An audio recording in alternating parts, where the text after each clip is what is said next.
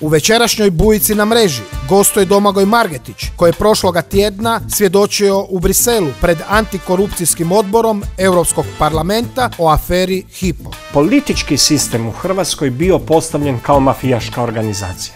I da je on funkcionirao kao mafijaška organizacija, da je funkcionirao u sprezi s jedne strane institucija koje su bile stavljene u svrhu kriminala, u ovom slučaju te enormne multimilijardske pljačke hrvatskih građana, a s druge strane taj isti politički sistem koji je bio mafijaški je surađivao blisko sa organiziranim kriminalnim miljeom u Hrvatskoj, koji je isto tako sudjelovao u pranju novca preko Hypo banke, o čemu sam i govorio u Europskom parlamentu. Ono što sam ja rekao pred antikorupcijskim odborom Europskog parlamenta, a nisam kriv ako Bajiću nije imao tko ispravno prevesti, ja sam rekao, točno citirat ću, da nema procesuiranja i da nema optužnica u predmetu Hypo, bilo protiv Hypo banke kao pravne osobe, bilo protiv odgovornih osoba Hypo grupe u Hrvatskoj.